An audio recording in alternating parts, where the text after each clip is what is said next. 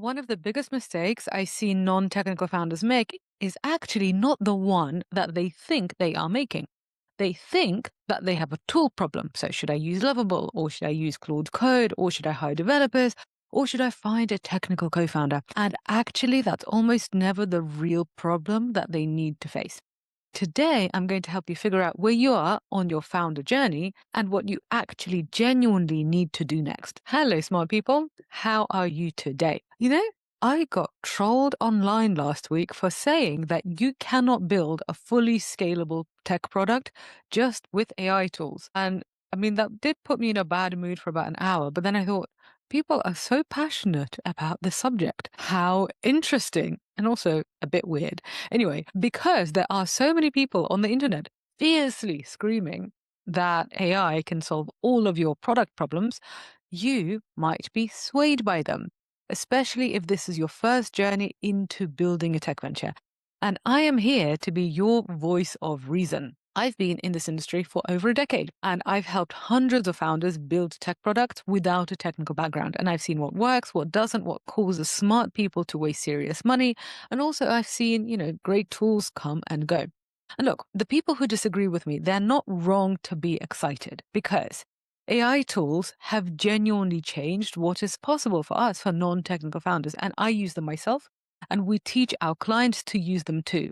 So that excitement is real and it's justified because honestly, what we teach and what we expect to see as successful results, that has changed as a result of the generative AI revolution. But excitement is not the same as a complete picture. And if you're making significant decisions about your venture based on what you've read on LinkedIn or heard from somebody who has built something impressive looking over the weekend, what you need is more context.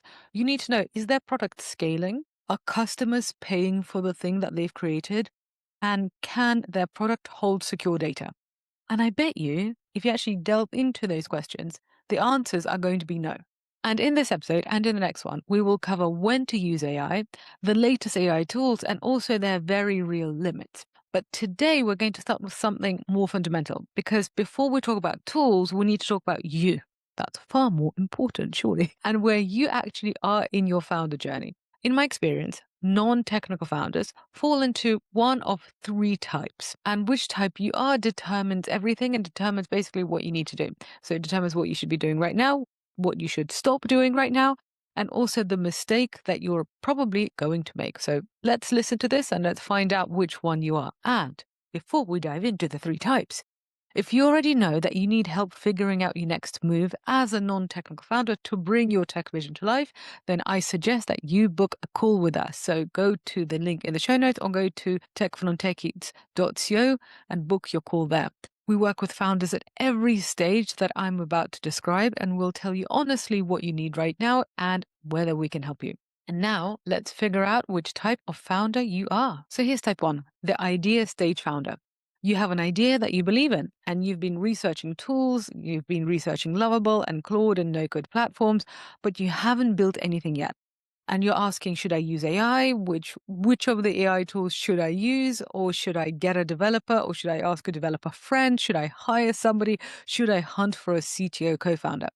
And this is actually my favorite stage for my clients to be at because if you set your foundations correctly here, then the rest of the journey is easier and cheaper. And also you build good habits that are going to essentially make your company and your experience better for the rest of your time doing this. But if you're wondering if you're wondering how to build your app or your platform, that's actually the wrong question most of the time. The right question that you should be focusing on is, has anybody actually confirmed that they want this? Do I have confirmation that they would pay for this? Who would use it? How would they use it? Why would they use it? And only once you find out these answers should you actually start building anything, because these answers will actually determine what you need to build. So, for example, if you find out that your users are going to be using your product using Wi-Fi versus mobile internet, that will literally affect your tech stack. So this is why these are not just kind of nice to have. Like if you ever want to build something really proper, like really sophisticated that you're going to charge for, that's basically going to be the backbone of a tech venture that you might eventually sell, you need to start here. So if you haven't started building anything yet, Good. And don't worry about tool for now, because you don't have a tool problem, you have a validation problem. So what you actually need is a simple test version that you can get in front of real potential customers. And this is where AI does come in. And so you need to create that test version before you build anything real. And this is how you find out the answers to the above questions. Honestly, this is not a shortcut. Just yesterday, I was listening to a podcast interview with Evan Spiegel, and he is the CEO of Snap. And that interview was on Lenny's podcast. We'll post it in the show notes. It was really, really good. Anyway, Snap, the owners of Snapchat, they are known to be the most creative people in tech.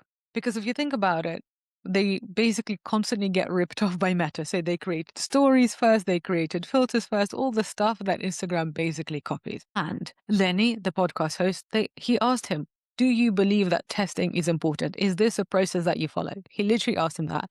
And Evan Spiegel, the founder of Snapchat, said, yes, this is a really necessary process. And this is exactly what we expect all of our product designers to do. So listen to me, listen to Evan. If a publicly listed company with hundreds of millions of users still tests every feature, what are you doing? So should you. So the good news that stage one is the cheapest and most valuable stage to be at, because this is where you can build those good habits correctly and basically do what they do at Snap. So get it right here, and then everything else that follows is going to be easier.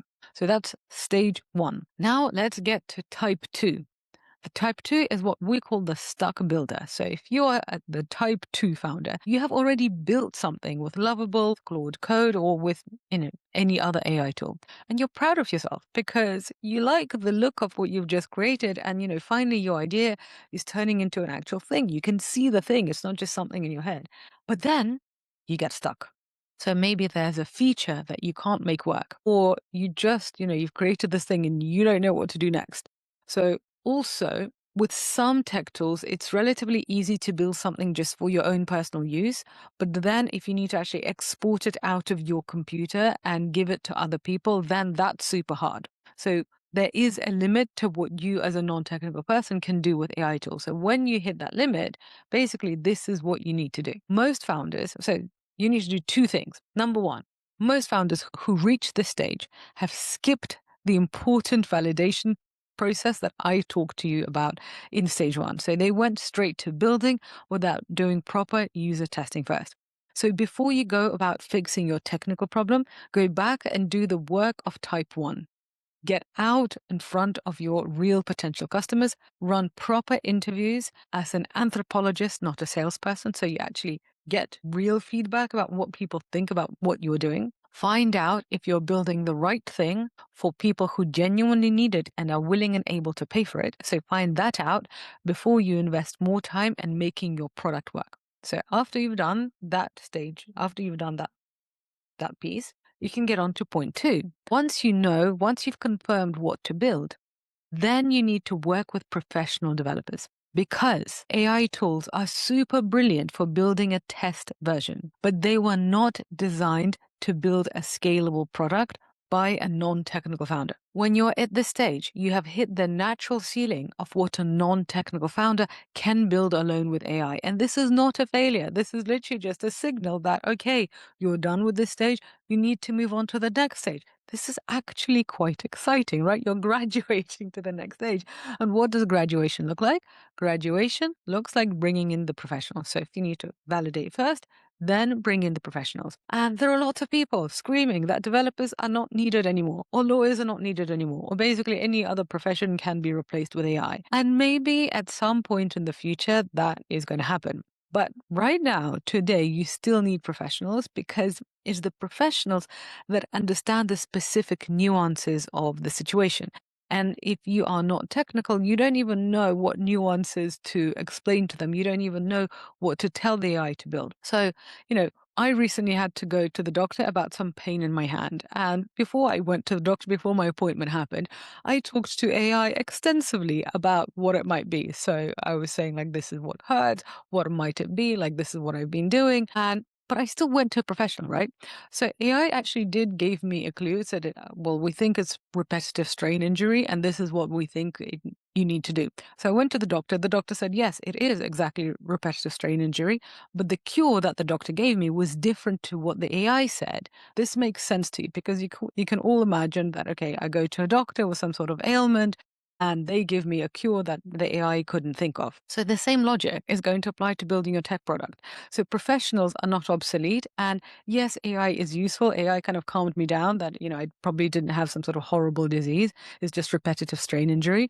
But the cure, like in order to actually get the proper cure, I needed to go to a proper trained professional who examined me properly and then gave me the cure. Okay, now let's talk about the type 3 founder. That is the stalled founder. So that basically means that you have a product and real people have used it, but it's not growing. And you think you have a distribution problem. So you're wondering if you should run some ads, or you're wondering if you should talk to influencers, or should you use social media? Like, should you grow your own social media, or should you use somebody else's? You might have even paid money to Mark Zuckerberg to run some ads on Meta. But, my dear smart person, before you spend a penny on marketing activities, answer me this. Did you do proper user testing before you built? Most of the time, the answer is no, you didn't, because you didn't know how to do it properly. And that is likely where the problem lives. And user testing not only gives you answers to who will use it, but also how to describe the problem to your target customers. And this is gold for marketing, because this is what helps you build a marketing strategy that goes after the people that you want and speaks to them in a language that resonates. So, if people are saying to you, oh, yeah, okay, yeah, I would totally use this. And I would use this, when I'm feeling XYZ, then you can literally take their words and turn that into marketing copy when you're doing your Facebook ads. This is why, before you spend any money or effort on marketing, you really have to talk to your people, do the user testing, and listen to them. And what the most experienced, the most successful founders in the world know is that testing never stops. So Brian Chesky, the CEO of Airbnb, he talks about he and his team speak to customers about Airbnb's features constantly, not just when they are launching a new thing, but literally at every stage of the company. Because this validation process that I'm talking about, it's not a one-time step. It is a career-long skill set, because every product, every feature, every iteration, that's where you need to get feedback from your customers. And it doesn't mean that your customers say, oh, we want this, and then you exactly build that.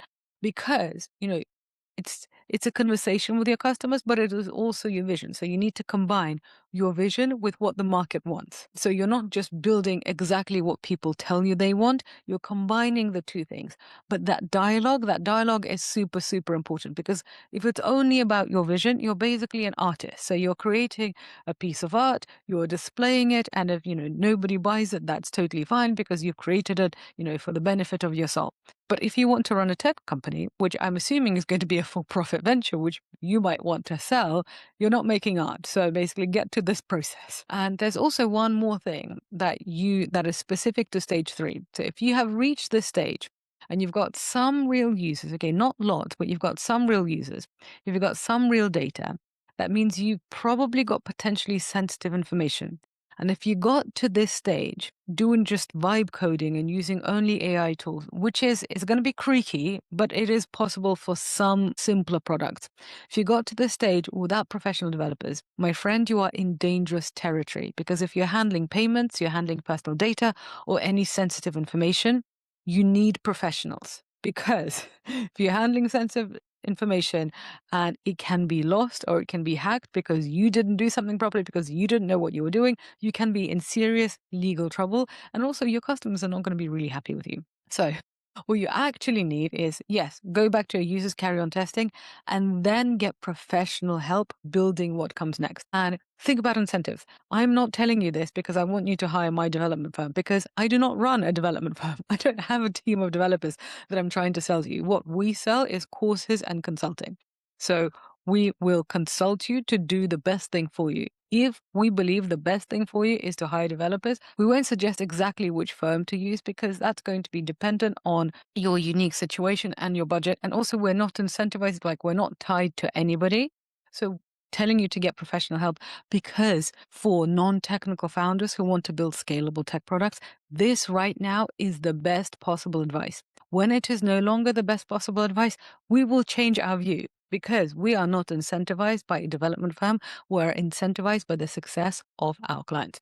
Okay, now let us summarize today's lesson. There are 3 types of non-technical founders, and where you are determines exactly what you need right now. So type 1, you have an idea, but you have not built anything yet. You might think you have a tool problem, or you might have a co-founder problem. You actually don't. You have a validation problem. So before you touch any tool or developer, get a simple test version in front of real potential customers and get their feedback. And this is exactly what Evan Spiegel insists is done at Snapchat. So if they test, so should you. Here's the type 2 founder. You have built something with AI, but now you're stuck. So that means that you probably skipped the validation step, or you didn't do it properly, which means that you need to go back and do it properly. And then your next stage is going to be to bring in professional developers, because AI tools are brilliant for testing. This is what we teach you to do, but they are not designed to build a scalable tech product. And now, type 3. The type 3 founder is somebody who has built a product. So you've built a product, but it is not growing. So this is what I want you to know. I want you to know that testing does not end at your product launching. So Brian Chesky talks to Airbnb customers about new features and about existing features constantly. So this validation process that I talked about for type 1, that is a career-long skill set that you should be using all the time. And if you have reached stage 3, where you have some users and you're handling some data and you don't have any developers, this is a very, very risky stage to be in, especially if you're handling payment. So fix that now, get some professionals on board. But the through line is validate, test, and listen to your market. And then at stages 2 and 3, bring in the professionals. So that's it for today's episode. Next week, we're going to cover what we are teaching our clients about the latest AI tools. So should you use agentic AI? What is agentic AI if you don't know? Should you use Claude Code? What are the limits? And should you also use AI native development firms? So there are development firms who literally say, we will build your product with AI. Is that a good idea, or is that a bad idea? Should you use them because it's going to be cheaper, or is it really going to be cheaper? So if you want the answers to these questions, make sure that you are subscribed to Tech for Non-Techies so you don't miss next week's episode. And on that note, I will love you and leave you. Have a wonderful day, and I shall be back in your delightful smart ears next week. Ciao.